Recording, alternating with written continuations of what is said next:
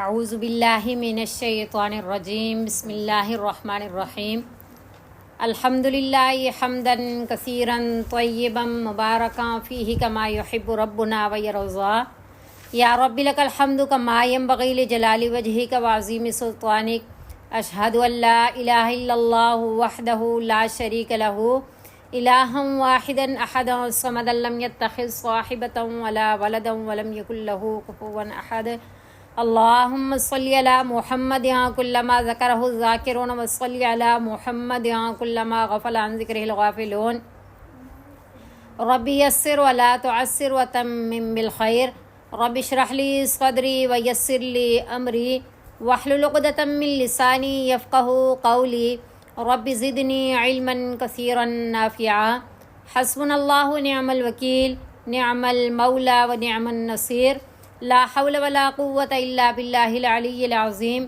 وما توفیقی الا باللہ علیہ توکلت والیہ انیب سبحانک لا علم لنا الا ما علمتنا انک انت العلیم الحکیم بسم اللہ الرحمن الرحیم۔ ہم پارہ نمبر 27 سورۃ الواقعہ پڑھ رہے تھے۔ سورۃ الواقعہ میں یہ قیامت کا تذکرہ کیا گیا، نفخہ اولا اور نفخہ ثانیہ، اور پھر 3 جماعتوں کا تذکرہ کیا گیا، ایک سابقین مقربین لوگ، اور ایک اصحاب الیمین اور ایک اصحاب الشمال، دائیں طرف والے اور بائیں طرف والے۔ ان کے بارے میں ان کے اعمال، ان کی جزا و سزا کا تذکرہ کیا گیا۔ تھوڑا سا متوجہ ہوں تاکہ بات چلے۔ پہلے ہم نے مقربین کے بارے میں پڑھا کہ ان کو جو جنت میں نعمتیں ملیں گی، پھر جو اصحاب المیمنہ یعنی دائیں طرف والے لوگ جو ہیں ان کو جو جزائیں ملیں گی جنت میں، اس کا تذکرہ کیا گیا، اور پھر جو ہے اصحاب الشمال ان کے بارے میں جو ان کی سزاؤں کا تذکرہ کیا گیا۔ پھر ہم نے پڑھا تھا ثم انکم ایھا الضالون المکذبون، کہ پھر بے شک تم اے گمراہو جھٹلانے والو، لآکلون من شجر من زقوم، کہ البتہ کھاؤ گے تم زقوم درخت سے، فمالئون منہ البطون فشاربون علیہ من الحمیم فشاربون شرب الہیم ھذا نزلہم یوم الدین۔ یہ سزاؤں کا تذکرہ تھا۔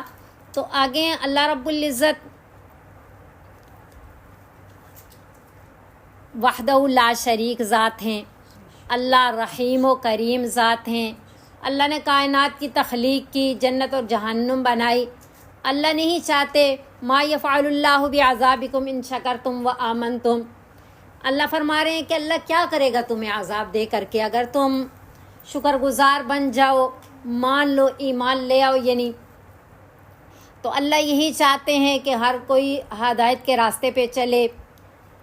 جیسا کہ پہلے پارے میں بھی ہم پڑھ رہے ہیں کہ پہلے اللہ رب العزت نے ذالک الکتاب لا ریب فیہ ھدی للمتقین، کہ یہ لے کتاب اگر صراط مستقیم چاہیے، کہ اس میں کسی قسم کا کوئی شک و شبہ نہیں ہے، یہ متقین کے لیے ہدایت کا ذریعہ ہے۔ تو پھر متقیوں کی صفات بیان کی کہ یہ ان صفات والے لوگ متقی ہیں اور یہی کامیاب لوگ ہیں۔ پھر اللہ رب العزت نے کافروں کا تذکرہ کیا، پھر منافقین کا تذکرہ کیا، یعنی تینوں جماعتوں کا تذکرہ کر کے پھر اللہ فرما رہے ہیں یا ایھا الناس، اے لوگو، یعنی ساروں کو پھر اللہ خطاب فرما رہے ہیں، چاہے متقی ہیں، چاہے کافر ہیں، چاہے منافق ہیں، اللہ ساروں کو تذکرہ فرما رہے ہیں کہ یا ایھا الناس اعبدوا ربکم الذی خلقکم، کہ اپنے رب کی مان لو جس نے تمہاری تخلیق کی۔ تو یہاں بھی اللہ تینوں جماعتوں کا تذکرہ فرما کر کے پھر اللہ رب العزت دیکھیں بہت دفعہ تفسیر پڑھتے ہوئے یہ بات یعنی کہ بیان کی گئی کہ قرآن شریف میں اکثر اللہ رب العزت نے جو ہے وہ بنیادی 3 عقائد کا تذکرہ فرمایا۔ ایک عقیدہ توحید، ایک عقیدہ رسالت اور ایک عقیدہ آخرت کے. یہ بنیادی 3 عقائد ہیں. یہ عقائد درست ہو جائیں تو اعمال میں بھی درستگی آ جائے گی، کیونکہ عقیدہ توحید سے اللہ رب العزت کا خوف، اللہ کی عظمت، اللہ کی محبت سینے میں آتی ہے کہ اللہ ہی وحدہ لا شریک ذات ہے. یہ کائنات اسی نے بنائی ہے. اللہ رب العزت نے ہمیں اپنی بندگی کے لیے پیدا کیا ہے. غلام اپنے آقا کے سامنے کیسا ہوتا ہے، ہمیں اللہ تعالیٰ کے سامنے پوری زندگی کیسی گزارنی چاہیے. تو عقیدہ توحید پکا ہے تو دائیں بائیں آگے پیچھے بندہ گھومتا نہیں ہے. سیدھی راہ اختیار کر کے خوف گو کے نشیب و فراز آئے، اٹھتا بیٹھتا، لیکن لائن سیدھی ہی رکھتا ہے. لائن سیدھی، رخ سیدھا ہی رکھتا ہے. اور عقیدہ آخرت جو ہے یہ بھی ایک انقلابی آخرت ہے. عقیدہ آخرت کہ ظاہری بات ہے مرنے کے بعد دوبارہ جینا ہے، پھر اللہ تعالیٰ کے سامنے پیشی ہوگی، پھر اعمال کا حساب کتاب ہوگا، جزا و سزا کے فیصلے ہوں گے، جنت اور جہنم میں داخلہ ہوگا. تو پھر یہ انقلاب انسان کی زندگی میں یہ عقیدہ لاتا ہے. اور عقیدہ رسالت تو ظاہری بات ہے کہ اللہ رب العزت کی مرضیات نامرضیات، کہ اللہ کس بات سے راضی ہوتے ہیں، کس سے ناراض ہوتے ہیں. اللہ کی عظمت، اللہ کی پہچان ہی اس سے آئے گی جو وقت کا نبی ہوگا. تو یہ عقیدہ رسالت، یہ 3 ایسے عقیدے ہیں کہ انہی 3 عقائد کے ذریعے ہی ہم یہ دنیا جو امتحان گاہ ہے اس میں آخرت کی تیاری کر سکتے ہیں، ہم اپنی آخرت کو کامیاب بنا سکتے ہیں. اگر ان 3 عقائد میں سے کوئی ایک عقیدہ بھی ہمارا ٹھیک نہیں ہے نا تو پھر کامیابی بہت مشکل ہے. کامیابی تو اللہ رب العزت جگہ جگہ یہ 3 عقائد ہمیں سکھا رہے ہیں کہ یہ 3 عقائد انتہائی ضروری ہیں، ان میں درستگی اختیار کر لیں. دوسری جگہ جگہ اللہ رب العزت نے 2 چیزوں کا تذکرہ کیا. ایک عالم اکبر کا تذکرہ کیا، ساری کائنات، کہ کس طرح اللہ فرما رہے ہیں کہ میں نے آسمان بنایا، زمین بنائے، چرند پرند درند نباتات و جمادات، سورج چاند ستارے بحر و بر تیار کر دیا. اللہ رب العزت عالم اکبر کو بیان فرماتے کس طرح میں نے پانی کو نازل کیا، کیا ہر چیز، ہر نعمت جو انسان کی تخلیق کے بعد انسان کی زندگی کے بقا کے انتظامات ہیں نا، وہ سارے انتظامات اللہ ہی رب العزت کے بنائے ہوئے ہیں اور اللہ ہی کے تصرفات ہیں کہ اللہ رب العزت یہ سارے ان میں تصرفات فرماتے ہیں. پھر اللہ عالم اصغر کو بیان کرتے ہیں جگہ جگہ کہ کس طرح میں نے تمہیں نطفہ سے پھر گوشت کا لوتھڑا، پھر یہ ہے کہ ہڈیاں بنائی، گوشت پوست وغیرہ، پھر ایک کامل و مکمل انسان تیار کر کے جس کے پیٹ میں 3 اندھیریوں میں تیار ہو رہا ہے اس کو بھی معلوم نہیں ہے کہ کس طرح اللہ رب العزت نے انسان کو تیار فرمایا. تو اللہ رب العزت عالم اصغر کو بھی بیان فرماتے ہیں، عالم اکبر کو بھی بیان فرماتے ہیں. عالم اصغر اور اکبر کو بیان کرنے کا بھی مقصد یہی ہے کہ یہ سب کیا ہے، فانی ہے. باقی رہنے والی ذات صرف اللہ وحدہ لا شریک کی ذات ہے. تو ان چیزوں کے طلوع و غروب سے بھی پتہ کر لو کہ تم نے بھی اگر آئے ہو تو جانا ضروری ہے. اللہ رب العزت نے جو تمہاری پہلی تخلیق کی ہے اس پہ ہر کوئی یقین رکھتا ہے، تو نئی تخلیق پھر اللہ کے لیے کیا مشکل ہے. جو ایک بار پہلی بار میں بنانے پہ قادر ہے، دوسری بار بنانا اس کے لیے مشکل نہیں ہے. تو یہ اللہ رب العزت جو ہے آخرت کی تیاری کے ذرائع اللہ ہمیں دے رہے ہیں تاکہ ہم سیدھ میں رہیں، رخ ہم اپنا سیدھا رکھیں. تو یہاں بھی اللہ رب العزت نے آخرت کا نقشہ ہمیں بتایا کہ قیامت والے دن دیکھ لو ایسا ہوگا کہ جس طرح کے اعمال لے کے آؤ گے ویسے ہی جزائیں اور سزائیں ملیں گی.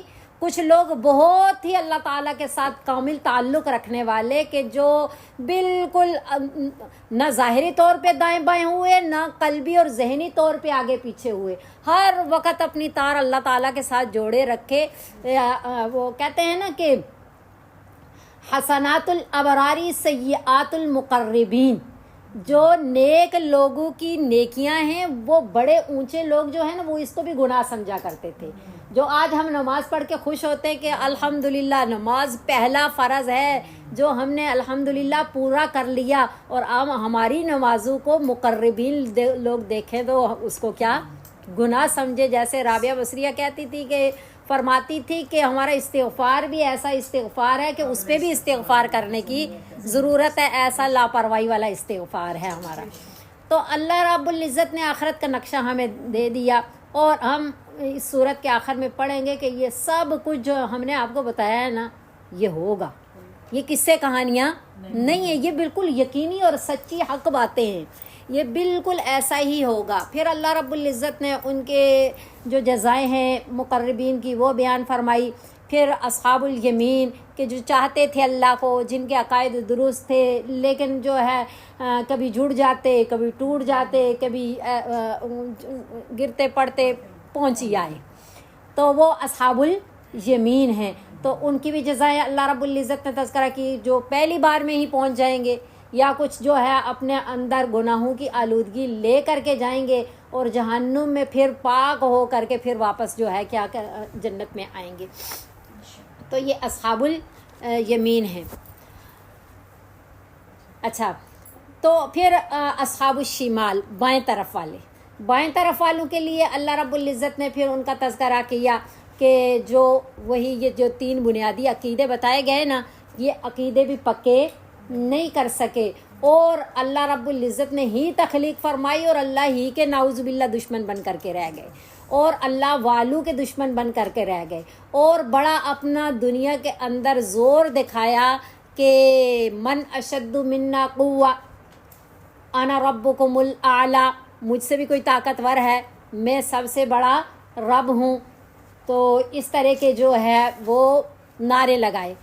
تو اللہ فرما رہے ہیں ان کی سزائیں کہ اے جھٹلانے والو، اے گمراہو، ظالمو، تمہیں سب کچھ سمجھایا گیا تھا لیکن نہیں مان کر کے آئے ہو، تو یہ آپ کے لیے سزائیں ہیں.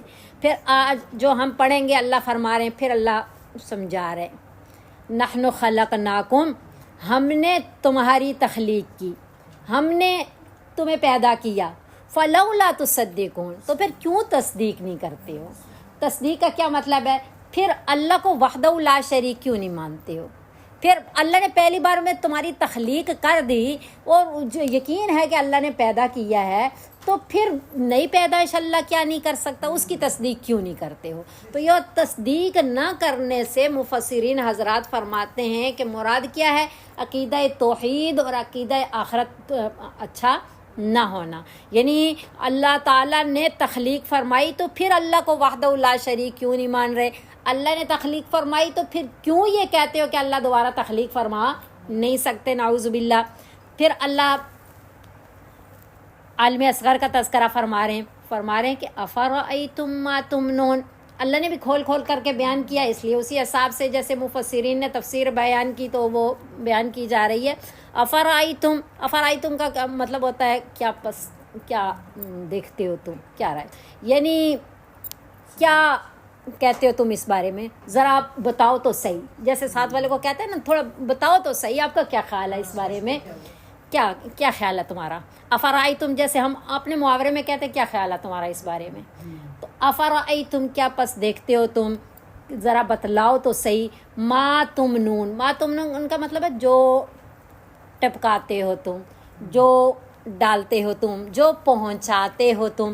اس کا مطلب کیا ہے؟ اس کا مطلب یہ ہے کہ اللہ فرما رہے ہیں کہ جو حقیر و ذلیل پانی، جو نطفہ، تمہارا غم صرف اتنا سا ہی ہے کہ وہ عورت کے رحم میں صحیح جگہ میں بس پہنچا دیتے ہو.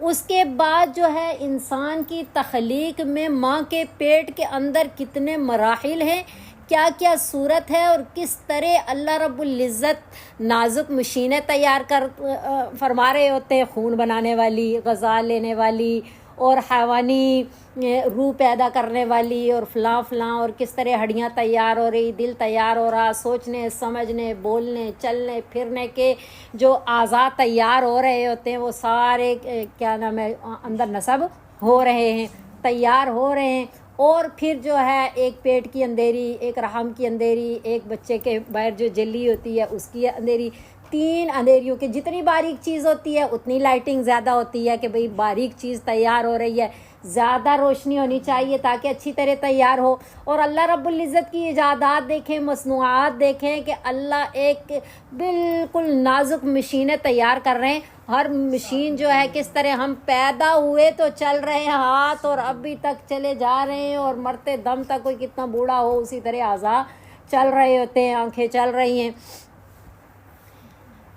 تو اللہ فرما رہے ہیں افرأیتم ما تمنون، بس ذرا بتلاؤ تو صحیح جو پہنچاتے ہو تم یا ٹپکاتے ہو ڈالتے ہو تم. انتم تخلقونہ ام نحن الخالقون، کیا تم تخلیق کرتے ہو اس کی؟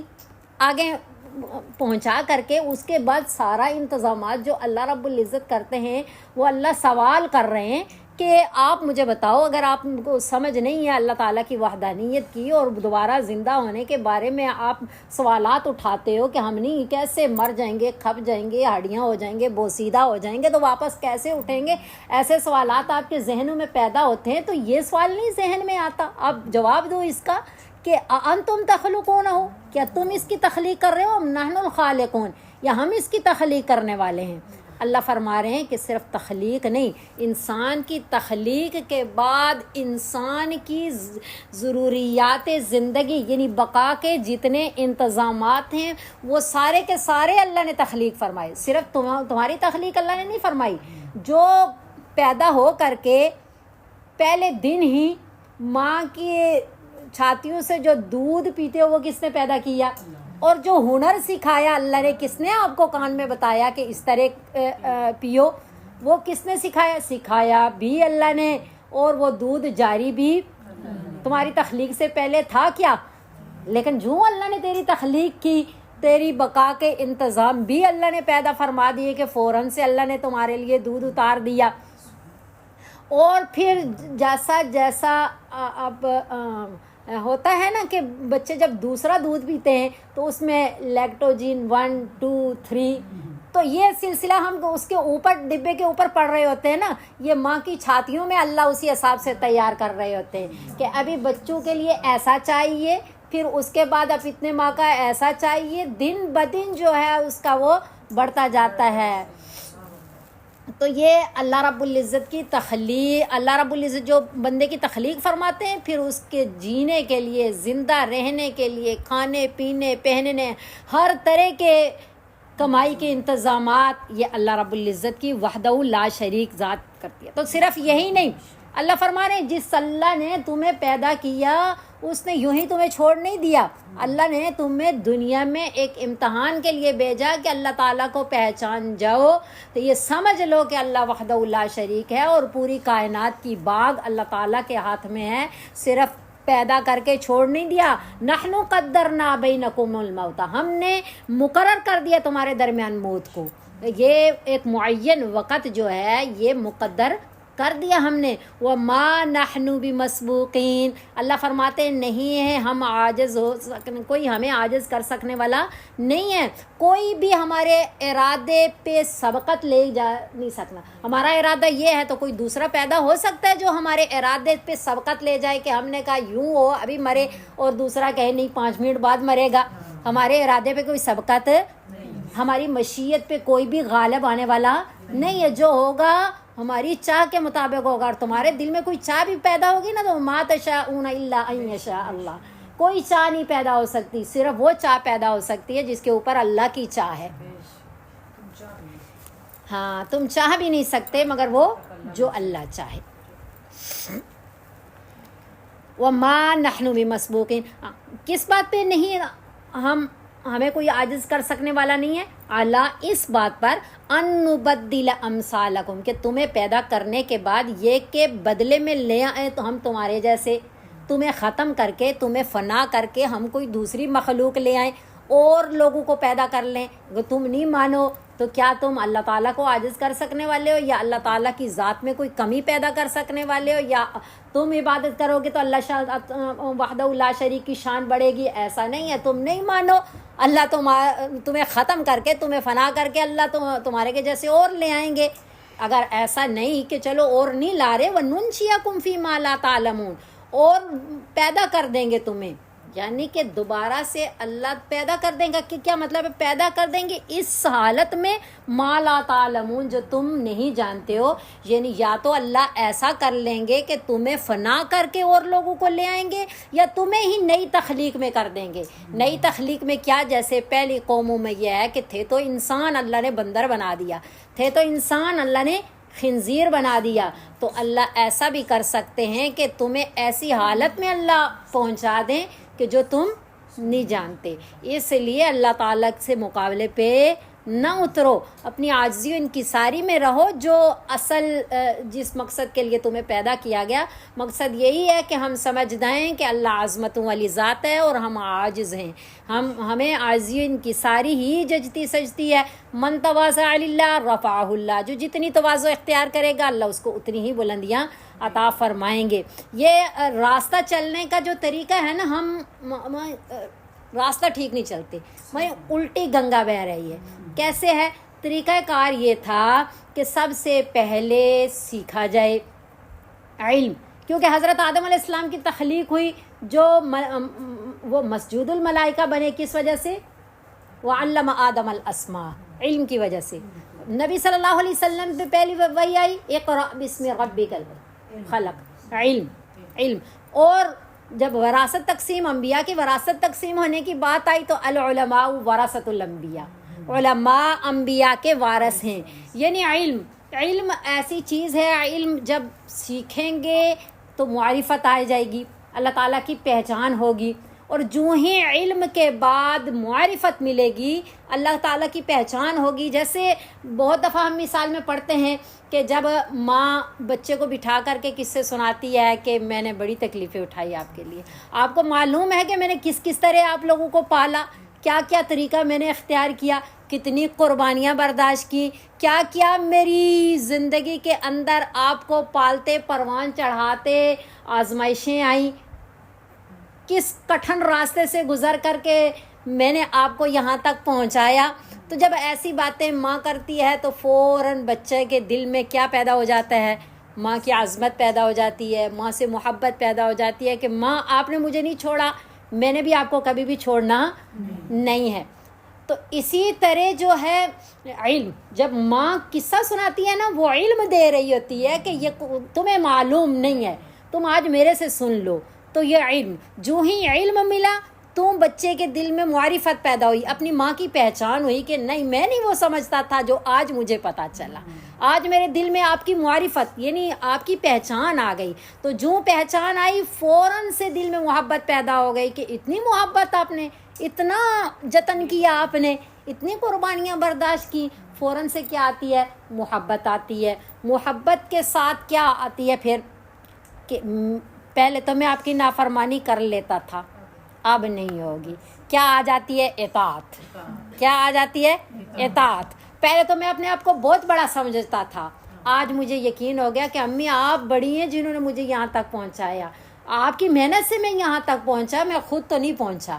سارے محنتیں والد سے کہ ابا جی آپ نے کمایا، آپ نے خون پسینے کی کمائی میرے پہ خرچ کی تو میں یہاں پہنچا. جھک جاتا ہے فوراً سے. کیا ہوتا ہے؟ جھک جاتا ہے. یعنی عاجزی انکساری آ جاتی ہے، اطاعت شعاری آ جاتی ہے. تو پتہ چلا پہلی سیڑھی علم ہے، پھر معرفت ہے، معرفت کے بعد عظمت و محبت ہے، عظمت و محبت کے ساتھ چلی آتی ہے اطاعت، یعنی بندے کے اندر عاجزی انکساری آ جاتی ہے. ہم کیا کرتے ہیں؟ ہم پہلی سیڑھی، پہلا کیا کرتے ہیں؟ تکبر میں آ جاتے ہیں کہ تکبر سے سب کچھ میں یوں کروں گا تو یہ ملے گا. بلندیوں پہ، اونچی والی سیڑھی پہ پہلے، کیونکہ اونچائی کس سے آئی؟ سب سے آخری سیڑھی تواضع ہے نا، تو اس پہ ہم جو چڑھے تو پھر کیا ہو گیا؟ من تواضع اللہ رفعہ، من تواضع للہ رفعہ اللہ.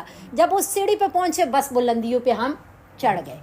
لیکن ہم شروع سے ہی بلندی پہ اپنے دل میں جو ہے عجب پسندی، تکبر، انا آ جاتا ہے نا، تو اس سے کیا ہوتا ہے؟ انسان نیچے گرتا چلا جاتا ہے. تو اس لیے اپنی پہچان بھی ضروری ہے. اللہ وحدہ لا شریک کی پہچان، یعنی اپنے دوست کی، اور اپنے دشمن یعنی شیطان کی پہچان ضروری ہے، تو پھر انسان کامیابی کی راہ پہ چل پڑتا ہے۔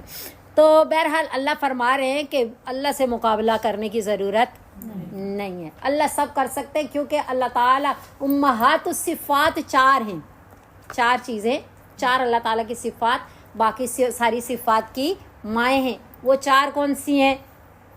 جن کو سورہ آل عمران کی پہلی آیات میں، شروع کی آیات میں اللہ نے بیان فرمایا کہ اللہ تعالیٰ حی القیوم ہے، حی زندہ ہیں، قیوم سب کو قائم رکھنے والے ہیں، سب کو قائم رکھنے، پوری کائنات کی تخلیق فرما کے اس کو قائم بھی رکھا ہوا ہے اللہ نے۔ اور ایک اللہ تعالیٰ کا علم محیط، اللہ تعالیٰ کی قدرت کاملہ۔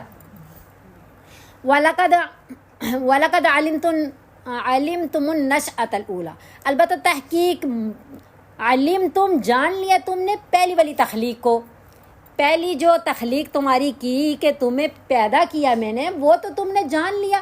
فَلَوْلَا تَذَكَّرُونَ، پھر کیوں نہیں نصیحت حاصل کرتے، پھر سمجھتے کیوں نہیں ہو کہ جو اللہ پہلی بار میں پیدا کر سکتا ہے وہ بعد میں بھی پیدا کر سکتا ہے۔ اچھا، پھر انسان کی تخلیق کے بارے میں یہاں تک اللہ نے بات کی، انسان کی تخلیق کے بارے میں بھائی اللہ نے ان ساری آیتوں میں یہ سمجھایا کہ جو اللہ پہلی بار میں تمہیں پیدا کر سکتا ہے دوبارہ میں بھی اللہ پیدا کر سکتا ہے۔ اللہ نے سوال کر کے پوری تفصیل سے بات سمجھائی۔ پھر انسان کو پیدا کرنے کے لیے، پیدا کر کے اس کی بقا کے جو انتظامات اللہ نے کیے نا، تو وہ بھی اللہ بتا رہے ہیں کہ یہ نہیں کہ تم پیدا ہو گئے ہو، پیدا ہو کر کے بڑے ہوئے تو یہ سارے انتظام تم نے کیے، یہ ہم نے تمہارے لیے کیے ہیں۔ وہ کیا؟ افرأیتم ما تحرثون، کیا ذرا بتاؤ تو صحیح کہ ما تحرثون، جو بوتے ہو تم، جو زمین کے اندر تم دانہ ڈالتے ہو، کیونکہ کسان زمین کو ہموار کرتا ہے، تیار کرتا ہے اور اس میں بیج بوتا ہے، یہ کام کسان کرتا ہے۔ تو تم مجھے یہ بتاؤ کہ جو تم بوتے ہو نا، انتم تزرعونہ ام نحن الزارعون، کیا تم اسے اگاتے ہو یا ہم اگا رہے ہیں؟ کہ دانہ تو تم نے ڈال دیا زمین کے اندر، اب اللہ نہ چاہے تو کبھی اس دانے کے اندر سے کونپل نکل سکتی ہے، کبھی پودا تیار ہو کر کے زمین سے آپ صرف اتنا انتظام کرتے ہو کہ زمین نرم ہو کے نازک کونپل اوپر کو آ جائے، تو اللہ نکالے ہی نہ کونپل، اتنے منو مٹی کے نیچے سے اللہ اس دانے کے اندر سے کس طرح اللہ وہ تیار کر کے اوپر پھل پھول لگاتا ہے، اس کو تیار کرتا ہے، اس سے مضبوط، یہ سارا عمل کون کر رہا ہوتا ہے؟ اللہ۔ یہ کسان نہیں کر سکتا، کسان صرف ایک ذریعہ پیدا کرتا ہے، جس طرح روزی اللہ دیتے انسان ذریعہ پیدا کرتا ہے، ورنہ وَمَا مِن دَابَّةٍ فِي الْأَرْضِ إِلَّا عَلَى اللَّهِ رِزْقُهَا وَيَعْلَمُ مُسْتَقَرَّهَا وَمُسْتَوْدَعَهَا۔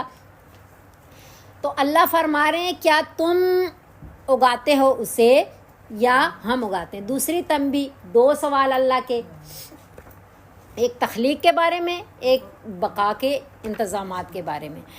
پھر اللہ فرما رہے ہیں کہ پیدا بھی ہم نے کیا، اسے اگایا ہم نے، اگانے کے بعد بھی جب اوپر آ گیا تو تمہاری کوئی قدرت اس کے اوپر نہیں ہے، اس کے بعد اوپر آ گیا اب تو تمہارے سامنے ہے، اب تو کہو زور سارا میرا چل رہا ہے، میں اس کو تیار کر رہا ہوں، ہاں ایسا نہیں ہے۔ لو نشاء لجعلناه حطاما، اگر ہم چاہیں تو البتہ اسے بالکل چورا چورا کر دیں، تم کیا کر سکتے ہو؟ چورا چورا کر دیں تو فضل تم تفقہون، پر ہمیشہ رہو تم باتیں بناتے، یعنی بہت متعجب ہو جاؤ، حیران ہو جاؤ اور کہو انا لمغرمون، بے شک ہم تو تاوان میں پڑ گئے، یعنی ہمارا سرمایہ کا نقصان ہو گیا ہے۔ صرف نقصان ہی نہیں، پھر یہ بھی کہو بل نحن محرومون، بلکہ ہم تو بے نصیب ہیں، ہمارا تو سارا سرمایہ ختم ہو گیا، یعنی تم کچھ بھی صرف ہاتھ مل سکتے ہو، کر کچھ بھی نہیں سکتے، نہ زمین کے اندر سے نکالنے میں تمہاری کوئی طاقت اور نہ اوپر والے کی حفاظت میں تمہاری، صرف ظاہری حفاظت ہی کر سکتے ہو، اللہ تعالیٰ کے اس سے بچا نہیں سکتے۔ تیسرا سوال، افرأیتم الماء الذی تشربون، کیا ذرا بتاؤ تو صحیح، کیا پس دیکھتے ہو تم کہ پانی، الذی وہ جو، تشربون تم پیتے ہو، جو پانی تم پیتے ہو، چند چیزیں کل پرسوں میں پڑھ رہی تھی کہ ایسی ہیں، مثلا کوئی سا بھی کھانا کھائیں، ایک دن ایک کھانا کھائیں تو دوسرے دن کہتے ہیں یہ والا نہیں، دوسرے ٹائم یہ والا نہیں چاہیے، اب دوسرے ٹائم بھی یہی نہیں کھا سکتے، اب کوئی اور ہونا چاہیے۔ اور ایک کھانا کھا کے پھر جو ہے ابھی نمکین چیز کھائیے تو پھر میٹھی بھی کھائیں، لیکن یہ چند چیزیں ایسی ہیں جن سے تھکتا بندہ آخری سانس تک نہیں ہے۔ کسی نے آج تک نہیں کہا میں نے کل پانی پیا تھا آج نہیں پیوں گا، آج ہمیشہ سے پانی دن میں جتنی بار پئیں بندہ پانی سے نہیں تھکتا، نہ اسے بے دل ہوتا ہے کہ بھائی نہیں میں نے کل بھی پیا تھا، میں آج یہ والا پانی نہیں پیوں گا۔ شربت سے تھک جائے گا کہ مجھے مت ملا کے دے، سادہ پانی چاہیے، یہ والی بوتل میں نے کل پی تھی اب میں نے نہیں پینی یہ، لیکن سادہ جو اللہ نے پانی تخلیق فرمایا ہے نا، وہ کوئی بندہ یہ نہیں کہے گا کہ کل بھی پیا تھا آج مجھے نہیں چاہیے۔ اسی طرح خانہ کعبہ، اسی طرح اللہ کا قرآن، اسی طرح آسمان، کہ کبھی بھی بندہ تھکتا بے دل نہیں ہوتا کہ نہیں ہم نے آسمان کی طرف کل بھی دیکھا تھا آج ہمیں نہیں اچھا لگ رہا، اس خانہ کعبہ کو ہم اتنی دفعہ آج جا رہے ہیں نعوذ باللہ اب مجھے اس بار میں اچھا نہیں لگ رہا، ایسا تڑپ بڑھتی ہی جاتی ہے جتنی بار چلے جائیں۔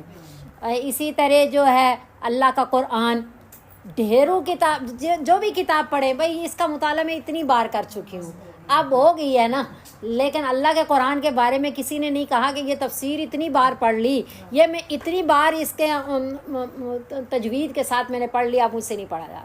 ایک دل میں وہ ہوتی ہے کہ میں کھولوں، جب بے سکون دل ہو تو میں ایک دفعہ قرآن کو جا کر کے کھول لوں، میں تھوڑا سا پڑھ لوں، دل کے اندر سکون پیدا ہو جاتا ہے۔ تو قرآن، بیت اللہ، آسمان اور پانی، ان سے کوئی تھکتا نہیں ہے۔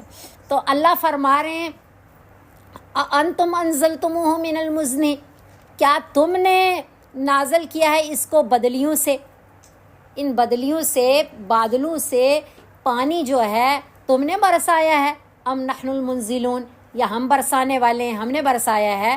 تو یہ اللہ رب العزت سوال کر رہے ہیں کہ برسانا ایک نعمت ہے کہ میں نے اوپر سے برسا کر کے تمہیں دے دیا، ورنہ تڑپ رکھو اتنا عرصہ کہ بارش نہیں ہوئی، ہاں زور لگا سکتے تھے کہ بارش ہو، جب اللہ نے برسائی تو اتنی موسلادھار بارش اور اتنی تیز بارش برسائی۔ اور پھر برس جانا ہی کافی نہیں ہے، زمین پہ بارش اتر آئے، لیکن پھر جیسا اللہ نے کہا نا کومپل نکال دیں، اس کو چورا چورا کر دیں، اس پہ پھل پھول نہ لگائیں تو زور، اسی طرح اللہ فرما رہے ہیں آسمان سے تو نہیں لا سکتے تھے، میں برساؤں گا تو پہنچے گا نا، اور برسا کر کے بھی پھر بھی اس سے فائدہ نہ اٹھانے دوں تو کیا کر سکتے ہو؟ یعنی کیا لو نشاء جعلناہ، اگر چاہیں ہم تو کر دیں اس کو کھاری، وہ کڑوا پانی ہو، ہاں تو تم کیسے پیو گے؟ تو پھر تمہیں چاہیے نا کہ فلولا تشکرون، پھر شکر کیوں نہیں ادا کرتے ہو کہ یہ سب کچھ اللہ دے رہا ہے؟ تو شکر کا پہلا طریقہ کیا ہے؟ اللہ وحدہ لا شریک کو مان لو کہ اللہ ہی دیتے ہیں، اللہ وحدہ لا شریک ہے، اللہ کے علاوہ کوئی ایسا کر نہیں سکتا۔ اور پھر اپنی پیشی کو بھی اپنے سامنے رکھ لو، اور پھر زبان کا بھی شکر کے تین میں نے بتائی تھے نا، شکر کی تین قسمیں یاد ہوں گی۔ پہلا شکر ہے زبان کا شکر، الحمدللہ رب العالمین۔ دوسرا شکر ہے دل کا شکر، کہ جب قارون سے کہا گیا نا کہ اپنے خزانے کو اللہ تعالیٰ کے راستے میں بھی خرچ کرو، اتنا زیادہ ہے، تو اس نے کیا کہا؟ اوتیتہ علی علم، یہ تو میں نے خود کمایا ہے، یہ میرے استعداد ہے، تجربات ہیں اور میری محنت ہے، میں نے کمایا اور میرا ہے، تو میں کیوں دوں؟ تو فخسفنا بہ وبدارہ الارض، ہم نے دسا دیا اس کو اس کے خزانے کے سمیت، کہاں؟ زمین میں۔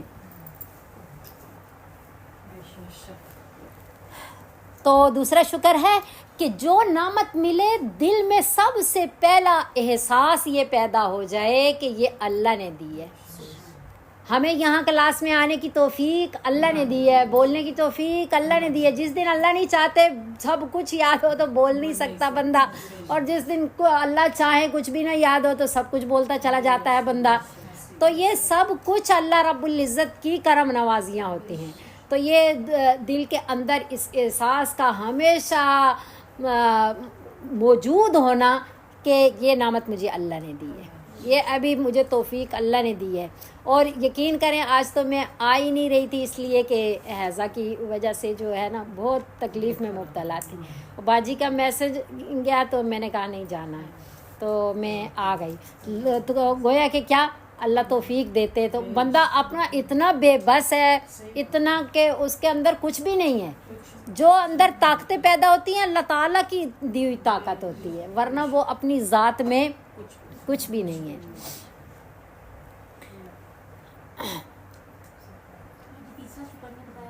اچھا تیسرا شکر یہ ہے. پہلا شکر یہ ہے زبان کا شکر، دوسرا شکر دل کا شکر کہ دل کے اندر یہ احساس پیدا ہو. تیسرا شکر کہ جو نعمت اللہ نے دی ہے، دیکھیں نعمت کا مل جانا کافی نہیں ہوتا، نعمت پہ شکر ادا کرنا اور نعمت کے استعمال کا طریقہ ٹھیک ہونا یہ اصل شکر ہے. کہ ڈاکٹر دوائی دے لے، دوائی لے آئیں تو وہ کافی نہیں، دوائی کھا لیں وہ کافی نہیں، جو طریقہ ڈاکٹر نے بتایا اس طریقے کے مطابق اس کو استعمال کرنا اصل صحت ہے. ورنہ وہ ساری دوائی کھا لیں لیکن اپنے خیالات کے مطابق کہ میں اکٹھی کھا لوں یا آدھی آج کل آدھی پرسوں کھا لوں. ابھی مجھ سے یہ نہیں ہوتا کہ میں 3 ٹائم کھاؤں، میں 2 ٹائم کھاؤں گی. اپنی مرضی ہم دوائی میں بھی نہیں چلا سکتے جسمانی صحت کے حصول کے لیے، تو ہم ایسا کیسے کر سکتے ہیں کہ اپنی روحانی صحت کے لیے اپنی مرضی چلائیں؟ ایسا نہیں ہو سکتا. تو جو نعمت ملے، چاہے اپنی ذات کی نعمت ہے سر سے لے کے پاؤں تک، چاہے اولاد کی نعمت ہے، چاہے مال و منال کی نعمت ہے، جس طرح کی بھی نعمت ہے، اس نعمت کو اللہ اور اللہ کے رسول صلی اللہ علیہ وسلم کے بتائے ہوئے طریقے کے مطابق استعمال کرنا، یہ شکر کی تیسری قسم ہے. تو فلولا تشکرون، پس تم شکر ادا کیوں نہیں کرتے؟ تم اپنی تخلیق پہ بھی اللہ کا شکر ادا کرو کہ میں نے نہیں اللہ سے کہا تھا کہ اللہ مجھے انسان بنانا، اللہ نے اتنی ڈھیروں مخلوقات پیدا فرما کر کے مجھے اشرف المخلوقات بنایا، مجھے مخدوم کائنات بنایا، اور پھر مجھے مسلمان بنایا، نبی صلی اللہ علیہ وسلم کی امتی بنایا، اور دین والوں سے اللہ نے ہمیں جوڑ دیا. بہت نعمتیں، اربو خربو لامحدود نعمتیں، اللہ ہمیں شاکرین کی صف میں شامل فرما دے. پھر آگے اللہ فرما رہے ہیں افرائیتم النار التی تورون، کیا دیکھتے ہو تم، کیا رائے ہے تمہاری، کیا ذرا بتلاؤ تو صحیح تمہیں کیا خیال ہے تمہارا. النار التی تورون، آگ وہ جس کو تم جلاتے ہو. اس آگ کے بارے میں ذرا بتاؤ، سوچو تو صحیح. آگ کہاں سے آئی، کہ کیسی اللہ تعالیٰ کی نعمت ہے.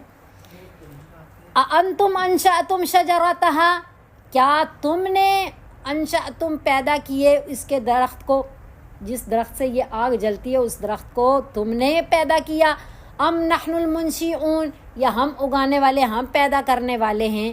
یعنی کہ درخت ہوتا نہ، یہ جس چیز سے، درخت سے مراد یہاں وہ ساری چیزیں ہیں جن سے آگ جلتی ہے. نحن جعلناہا تذکرۃ، ہم نے کر دیا اس کو تذکرہ، نصیحت، یاد دہانی. کس چیز کی یاد دہانی؟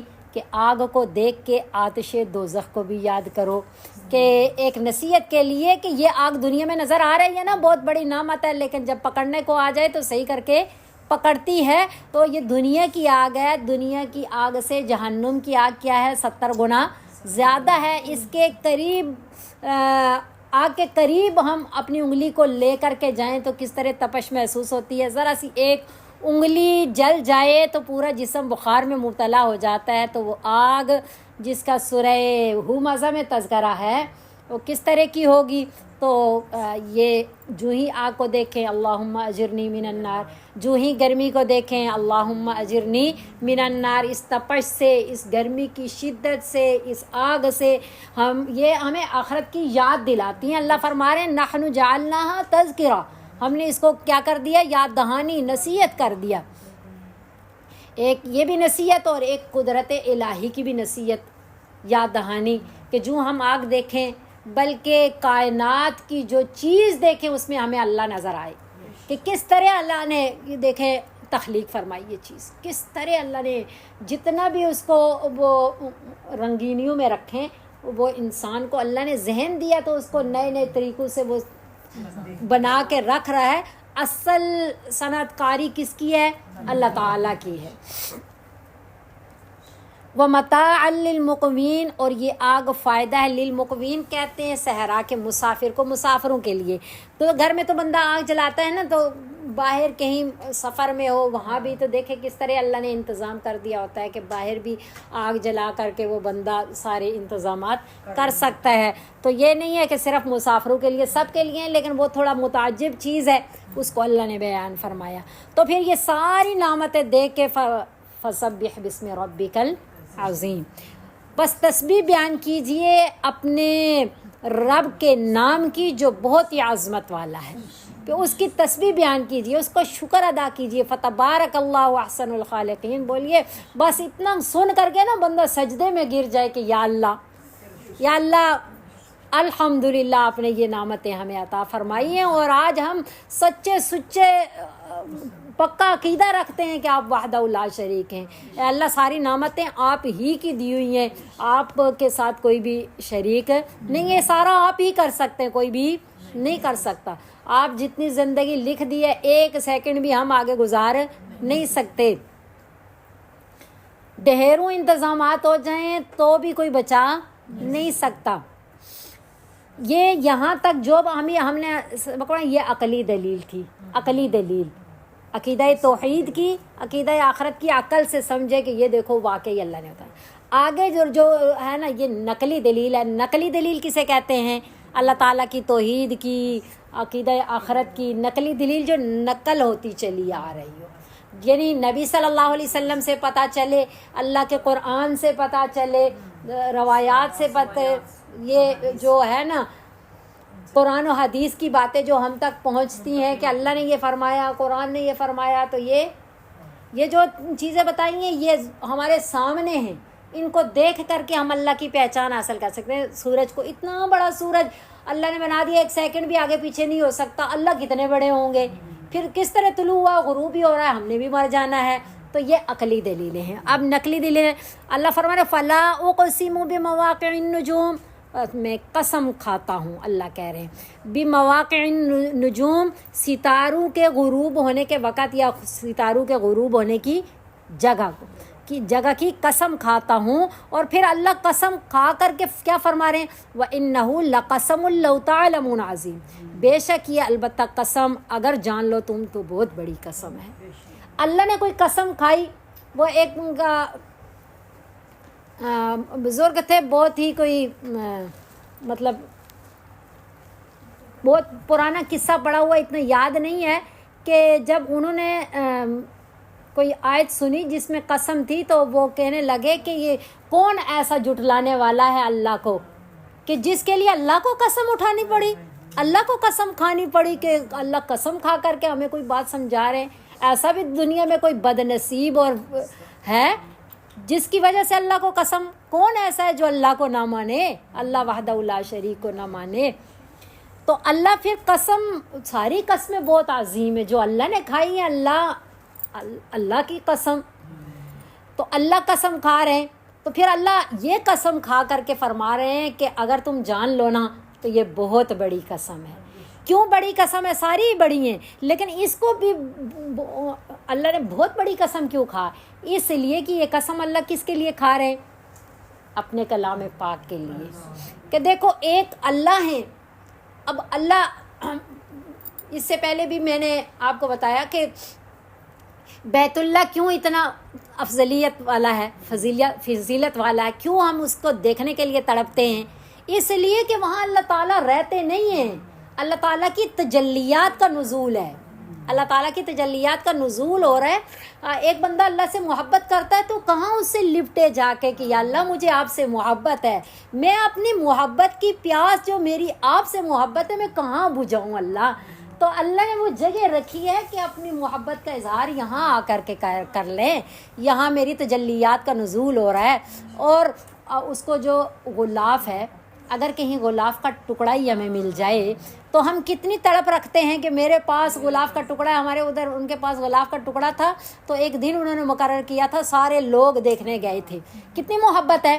اور یہ غلاف کا ٹکڑا نہیں ہے، یہ خانہ کعبہ جو ہے وہ بھی پتھر کا بنا ہوا ہے۔ اگر سید الانبیاء پوری کائنات ان کے لیے بنائی گئی تو وہ پھر بھی وہ مخلوق ہیں، وہ مخلوق ہیں، لیکن یہ اللہ کا کلام مخلوق نہیں ہے، یہ اللہ کا کلام ہے، اللہ سے ہی نکلا ہے۔ اگر اس میں رد و بدل ہو گیا تو گویا کہ اللہ کی ذات میں رد و بدل ہو گیا، تو اللہ کی ذات میں تو یہ ہم خوش قسمت ہیں کہ ہم نے ہمارے پاس موجود ہے، ہم اس کو پڑھ رہے ہیں، ہم اللہ کی بات سن رہے ہیں کہ یہ باتیں اللہ کہہ رہے ہیں۔ کل ہی میری بیٹی مجھے وہ واقعہ سنا رہی، کہہ رہی ہے کہ امی ہم قرآن کی بہت ناقدری کرتے ہیں۔ میں آج وہ کہیں پڑھا ہے یا سنا ہے کسی سے، کہنے لگی کہ ایک کوئی غیر مسلم تو ایک کے پاس قرآن تھا، تو اس نے اس کو پکڑایا، تو اس نے پکڑ لیا، تو اس نے پوچھا کہ یہ کیا ہے؟ یہ اللہ کا قرآن ہے۔ ہم یہ اللہ کا قرآن ہے، یعنی یہ اللہ کی کتاب ہے جو میرے ہاتھ میں موجود، میرے ہاتھ میں آ گئی، میں تو اس قابل میں اس لائق نہیں ہوں، تو ہمارے ہاتھ میں موجود ہے۔ اللہ اس کی عظمتیں ہمارے سینے میں بٹھا دے، یہ فخر کرنے کی چیز ہے۔ نبی صلی اللہ علیہ وسلم نے فرمایا کہ ہر ایک کی کوئی نہ کوئی فخر کرنے کی چیز ہوتی ہے جس پہ وہ فخر کرتا ہے کہ میرا گھر ایسا ہے، میری گاڑی ایسی ہے، میری شکل ایسی ہے، میرا خاندان ایسا ہے، میرے پاس اتنا پیسہ ہے، یہ ہے وہ ہے، ہر چیز پہ فخر کرتا ہے۔ تو میری امت کا فخر اللہ کا قرآن ہے، کہ قرآن پہ فخر کریں کہ ہمیں اللہ نے ایسی جماعت میں بٹھایا ہوا ہے جس پہ فرشتے بھی رشک کر رہے ہوتے ہیں۔ تو اللہ خود فرما رہے ہیں، دیکھیں قسم کھا کے کہتے ہیں کہ یہ بہت بڑی قسم ہے۔ اگر تمہیں سمجھ آ جائے نا، اگر تم اس بات کو جان سکو نا، تو بہت بڑی قسم ہے یہ۔ کیا قسم؟ کہ انہ لقرآن کریم۔ تمہیں پتہ نہیں ہے لیکن یہ قرآن بہت ہی معزز ہے، بہت ہی مکرم قرآن ہے جو میں نے تمہارے ہاتھوں میں دے دیا۔ یہ یہاں تمہیں میں نے دے دیا، یعنی تم پہ احسان کر کے، ورنہ یہ کیا ہے؟ فی کتاب مکنون، یہ کتاب مکنون یعنی لوہے میں چھپی ہوئی کتاب، یعنی لوہے محفوظ میں ہے۔ لوہے محفوظ یعنی کہ لا یمسہ الا المطہرون، نہیں چھو سکتے اس کو مگر جو پاک بنائے ہوئے ہیں، یعنی فرشتے۔ اس کے دو معنی مفسرین بیان فرماتے ہیں یمسہ، ایک ہوتا ہے ہاتھ سے چھونا، ایک ہے اس پہ مطلع ہونا، اس کو جان لینا۔ تو لا یمسہ نہیں جان سکتے اس کو مگر پاک بنائے ہوئے، ایک ہاتھ سے نہیں چھو سکتے اس کو مگر پاک بنائی۔ یہ پاک سے یہاں مراد فرشتے ہیں، اور یہ دونوں معنی کس طرح ثابت ہو رہے ہیں؟ پہلی بات کہ نہیں مطلع ہو سکتے اس سے پر مگر پاک لوگ۔ وہ کس طرح کہ مشرکین کہتے تھے کہ یہ کہانت ہے، کافر کہتے تھے کہانت ہے، یہ کوئی اللہ کا قرآن، اللہ کا بھیجا ہوا کلام نہیں ہے، یہ کہانت ہے۔ کہانت کیوں کہتے تھے؟ کہ شیاطین بھی اوپر جاتے ہیں، انہوں نے لایا، انہوں نے رد و بدل کیا، فلاں فلاں۔ تو اللہ نے فرمایا نزل بہ الروح الامین، اتارا ہے اس کو، یعنی اس کو لے کے اترا ہے روح الامین حضرت جبرائیل علیہ السلام۔ وما تنزلت بہ الشیاطین، اس کو شیاطین نے نہیں اتارا، وہ تو وہاں جا ہی نہیں سکتے۔ سورہ صافات میں ہے نا کہ ستارے پیچھے لگتے ہیں ان کو مارنے کے لیے۔ تو اللہ فرما رہے ہیں کہ اس پہ تو مطلع ہوئے پاک لوگ، شیاطین اس کو وہاں سے لا سکتے ہیں کیا؟ لا یمسہ الا المطہرون۔ اور دوسرا معنی یہ ہے کہ یہ ان صحیفوں کو کہا جاتا ہے جو صحیفے لوہے محفوظ سے اللہ فرشتوں کو دیتے ہیں، تو وہ وہاں سے فرشتے لیتے ہیں، ہاتھ سے چھونے کا یہ معنی ہے۔ اور پھر جو ہے بعض مفسرین یہ فرماتے ہیں کہ اس سے مراد لا یمسہ نہیں چھو سکتے اس کو، کیونکہ فی کتاب مکنون لوہے محفوظ کا ہے نا، لوہے محفوظ کو نہیں چھو سکتے۔ اور وہ فرماتے ہیں نہیں، اس سے پہلے انہ لقرآن کریم صحیفے کا آیا ہے تو نہیں چھو سکتے لقرآن کریم، یعنی یہ ہو ضمیر کس کی طرف ہے؟ قرآن کی طرف۔ تو پھر معنی یہ ہے کہ قرآن کو نہیں چھو سکتے، قرآن کے صحیفے کو نہیں چھو سکتے مگر جو پاک ہیں، یعنی حد سے اصغر سے بھی پاک، حد سے اکبر سے بھی پاک، باوضو بھی ہیں اور غسل جنابت سے بھی پاک ہیں۔ تو جو جمہور مفسرین، علماء، ائمہ اربعہ، سارے جو یہ فرماتے ہیں کہ قرآن کو حد سے اکبر سے پاک ہو کر کے، حد سے اصغر سے پاک ہو کر کے، یعنی غسل کر کے پاک ہو کے جنابت سے اور باوضو ہو کر کے چھو سکتے ہیں، بے وضو بندہ اس کو چھو نہیں سکتا۔ وہ دلیل کے طور پہ نبی صلی اللہ علیہ وسلم کی احادیث پیش کرتے ہیں کہ لا یمس القرآن الا طاہر، نہیں چھو سکتا قرآن کو مگر طاہر۔ اور یہ بے وضو چھونے کے بارے میں، باوضو چھونے کے بارے میں سارے ائمہ بھی فرماتے ہیں، جمہور مفسرین حضرات سب کا ایک ہی عقیدہ اور قول ہے کہ اس کو بے وضو چھو نہیں سکتے، بلکہ جو اس کے ساتھ سلا ہوا کپڑا ہے اس کے سمیت بھی نہیں چھو سکتے۔ اور اپنے جو پہنے ہوئے کپڑے ہیں، کبھی ہم کہیں کہ اس طرح کر کے اس کے ساتھ پکڑ لیں تو بھی ایسا نہیں کر سکتے، نہ اپنے جسم کا ساتھ ملا ہوا کپڑا، نہ قرآن کے ساتھ ملا ہوا کپڑا اس کے ساتھ چھو سکتے ہیں، بلکہ الگ رومال، الگ کپڑا جو ہے اس کے ساتھ پکڑ سکتے ہیں۔ اور یہاں تک فرمایا ہے کہ بے وضو جو جنابت والا ہے نا وہ اس کی تلاوت، یا حیض والا، حیض و نفاس والی، وہ اس کی تلاوت نہیں کر سکتے، اور جو بے وضو ہے وہ بھی نہ کر سکتا۔ لیکن نبی صلی اللہ علیہ وسلم کی روایت ملتی ہے کہ آپ صلی اللہ علیہ وسلم نے اس کی تلاوت کی اس طرح، تو اس وجہ سے بے وضو تلاوت کر سکتا ہے لیکن پکڑ نہیں سکتا۔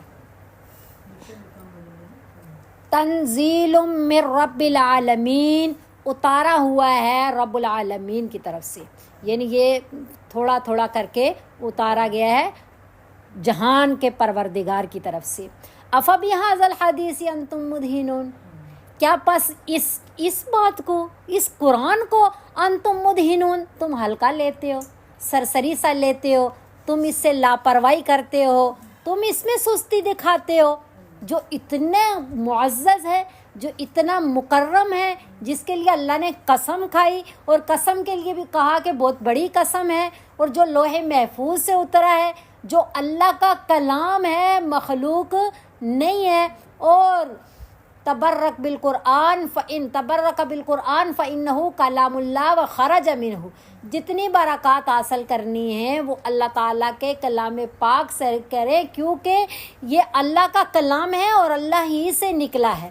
اور پھر حدیث مبارکہ میں آتا ہے جس کا مفہوم یہ ہے کہ یہ ایسا سفارشی ہے جیسا نہ کوئی پیغمبر ہے نہ کوئی فرشتہ ہے، یعنی جھگڑالو سفارشی ہے، جب تک جو ہے جس کے بارے میں یہ سفارش کر رہا ہے اس کی سفارش قبول نہیں ہوگی تب تک یہ سفارش کرتا ہی رہے گا۔ وَتَجْعَلُونَ رِزْقَكُمْ أَنَّكُمْ تُكَذِّبُونَ، اور بنا لیا تم نے اس کو اپنا روزگار کہ تم اس کی تکذیب کرو، یعنی جیسے ہم کہتے ہیں نا کہ تم نے اسی بات کو مشغلہ بنا لیا ہے کہ میرے خلاف بس باتیں ہی کرتے رہو، بس تمہارا اور کوئی کام نہیں ہے، بس یہی کہ تم ہر وقت 24 گھنٹے بس یہ والا کام کرتے رہتے ہو، جیسے کہتے ہیں نا، اس طرح کہا جا رہا ہے کہ وَتَجْعَلُونَ رِزْقَكُمْ أَنَّكُمْ تُكَذِّبُونَ، بس بنا لیا تم نے اس کو اپنے غذا بنا لی اپنی، کہ تم اس کو جھٹلاتے پھرتے ہو، نعوذ باللہ۔ اچھا، پھر آگے اللہ رب العزت کس طرح سمجھا رہے ہیں ان لوگوں کو جو یہ کہتے ہیں کہ مرنے کے بعد دوبارہ زندہ نہیں ہونا، جن کا عقیدہ آخرت ٹھیک نہیں ہے۔ اللہ فرما رہے ہیں تم تو وہی قرآن کو جھٹلاتے ہیں نا، کیسے جھٹلاتے ہیں؟ قرآن میں ہے اللہ وحدہ لا شریک ہے، وہ اللہ تعالیٰ کے ساتھ شریک ٹھہراتے ہیں۔ قرآن میں ہے کہ مرنے کے بعد دوبارہ زندہ ہونا ہے، وہ زندہ ہونے کا یقین نہیں رکھتے، تو اس طرح وہ قرآن کو جھٹلاتے ہیں۔ تو اللہ فرما رہے ہیں تمہارے میں بہت زور ہے کہ تم جب اللہ دوبارہ زندہ کریں گے تو تم کہو گے ہم نہیں زندہ ہوتے، بہت زور ہے۔ اچھا، بہت اگر زور ہے تو وہ زور اس ٹائم میں دکھا لو۔ کون سے والے ٹائم میں؟ فَلَوْلَا إِذَا بَلَغَتِ الْحُلْقُومَ، پس کیوں نہیں جب پہنچ جائے، یعنی روح حلقوم کو، حلق تک پہنچ جائے، کسی کی روح حلق تک، تمہارا بہت کوئی قریبی ہے، اس کی تمہارے سامنے روح قبض ہو رہی ہے، بالکل قریب المرگ ہے، حلق تک اس کی روح پہنچ رہی ہے اور تم اس کے پاس بیٹھے ہوئے، اللہ کہہ رہے وَأَنْتُمْ حِينَئِذٍ تَنظُرُونَ، اور تم پاس بیٹھ کر کے حسرت سے کیا کر رہے ہو؟ دیکھ رہے ہو۔ تمہارے دل کے اندر تمنا ہے کہ یہ نہ جائے، یہ نہ مرے، یہ زندہ رہے، یہ میرا والد ہے، یہ میرا بیٹا ہے، فلاں ہے، تمہارے دل میں کتنی حسرتیں ہیں. تو تم جو پاس بیٹھے ہوئے ہیں نا، وَنَحْنُ أَقْرَبُ إِلَيْهِ مِنْكُمْ، اللہ فرما رہے ہیں ہم زیادہ قریب ہیں اس کے تم سے، کہ تم تو اس کی ظاہر پہ نظر رکھ رہے ہو نا، ہم اس کے باطن کی کیفیت کو بھی جانتے ہیں. ہمارا علم، ہماری قدرت زیادہ ہے. تم اس کے پاس بیٹھے ہو لیکن تم اسے بچا نہیں سکتے. تم اس کے پاس بیٹھے ہوئے لیکن تم اس کے دل کی کیفیت نہیں جان سکتے. تم اس کے پاس بیٹھے ہوئے لیکن تم یہ نہیں سمجھ پا رہے یہ جنت میں جا رہا ہے یا جہنم میں جا رہا ہے. اس کو کی روح قبض کرنے کون سے والے فرشتے آ رہے ہیں، تم پاس بیٹھ کر کے یہ نہیں جان سکتے. وَنَحْنُ أَقْرَبُ إِلَيْهِ، ہم اس کے زیادہ قریب ہیں. وَلَٰكِن لَا تُبْصِرُونَ، اور لیکن تم نہیں دیکھ سکتے کیونکہ تمہارا وہ علم نہیں، تمہاری وہ قدرت نہیں ہے. تم ایویں زور دکھاتے ہو، تمہارے پاس قدرت بھی نہیں، تمہارے پاس علم بھی نہیں. اللہ فرما رہے ہیں فلولا، تمہارے سامنے جا رہا ہے نا، تو کیوں نہیں ان کنتم غیر مدینین، اگر ہو تم غیر مدینین، حساب کتاب یعنی حساب کتاب نہ ہونے کے قائل ہو. اگر تم حساب کتاب نہ ہونے کے قائل ہو کہ حساب کتاب نہیں ہوگا تو ترجعونہا، وہاں کہہ رہے ہو نا حساب کتاب نہ ہو، ہم دوبارہ زندہ نہیں ہوگے، تو ترجعونہا ان کنتم صادقون، اس کو لوٹا لو اگر تم سچے ہو. اگر اس کو ابھی اس کی روح کو واپس ڈال لو یا اس کی روح کو جانے ہی نہ دو. اگر تم اتنا ہی زور آور ہو، اپنے عقیدے میں اتنے ہی سچے ہو کہ مرنے کے بعد دوبارہ نہیں جینا، تو پھر اس کو بھی نہ جانے دو، اس کو بھی نہ مرنے دو. یہ تو ہلکا کام ہے، وہ زیادہ بڑا کام ہے. تو مرنا تو ہے، مرنا تو ہے، چاہے آپ عقیدہ رکھو یا نہ رکھو. زندہ ہونا ہے تم نے، تو مرنا بھی ہے اور دوبارہ زندہ بھی ہونا ہے. تو پھر زندہ ہوگے تو جو 3 جماعتوں کا تذکرہ شروع میں ہوا ہے، انہی 3 جماعتوں کا تذکرہ آخر میں بھی ہے کہ ہوگا، مرنا ہے، دوبارہ جینا ہے. تم نہ مانو بھلے. فَأَمَّا إِن كَانَ مِنَ الْمُقَرَّبِينَ، جو مر گیا نا، پس بہرحال اگر ہے مقربین میں سے تو فَرَوْحٌ وَرَيْحَانٌ، پس راحت اور خوشبو ہے. وَجَنَّتُ نعیم، اور نعمتوں سے بھرے ہوئے باغات ہیں. وَأَمَّا إِن كَانَ مِنْ أَصْحَابِ الْيَمِينَ، اور بہرحال اگر وہ اصحاب الیمین میں سے ہے، دائیں طرف والوں میں سے ہے، تو فَسَلَامٌ لَكَ، پس سلامتی ہے تیرے لیے، من اصحاب الیمین، دائیں والوں میں سے ہو تم. تو یعنی ہر طرف سے سلام پیش ہوگا. تو فروح و ریحان، یعنی ان کو نہیں ملے گا ایسا نہیں ہوگا. جو نعمتیں مقربین کو ملیں گی وہ اصحاب الیمین کو بھی ملیں گی. فرق کیا ہوگا؟ ان کو زیادہ ملیں گی، ان کو کم ملیں گی. اور ایک فرق شروع میں ہم نے پڑھا تھا، جیسے نعمتوں کا تذکرہ تھا، جیسے شہری اور دیہاتیوں کی نعمتوں میں فرق ہوتا ہے، اس طرح کا بھی فرق ہوگا. وَأَمَّا إِن كَانَ مِنَ الْمُكَذِّبِينَ الضَّالِّينَ، اور بہرحال اگر ہے نا جھٹلانے والوں میں سے، اللہم اجرنی من النار، اللہم لا تجعلنا منہم، جھٹلانے والوں میں سے، گمراہوں میں سے، تو فنزل من حمیم، پس مہمانی ہوگی کھولتے ہوئے پانی سے. وتسلیت جحیم، اور داخل ہونا ہوگا جہنم میں. ان ھذا، بے شک یہ، لہوا، البتہ وہ، حق الیقین، حق پکی یقینی باتیں ہیں یہ ساری، یہ جتنی اللہ نے بیان فرمائی ہیں. تو اس لیے فسبح بسم ربک العظیم، عقلی دلیل بیان کر کے بھی اللہ نے فسبح بسم ربک العظیم فرمایا، اور نقلی دلیل بیان کر کے بھی پروردگار عالم نے فسبح بسم ربک العظیم فرمایا کہ حل یہی ہے. اللہ جو باتیں تم کہتے ہو اللہ اس سے بہت پاک ہے. اللہ ہی کی تسبیح بیان کرو جو عظمتوں والا ہے، اسی میں یہی ذریعہ نجات ہے. اللہ ہمیں، اللہ وحدہ لا شریک کو ایک تو قولی طور پہ ہم مانتے ہیں، فعلی طور پہ بھی ہمیں ماننے کی توفیق عطا فرمائے.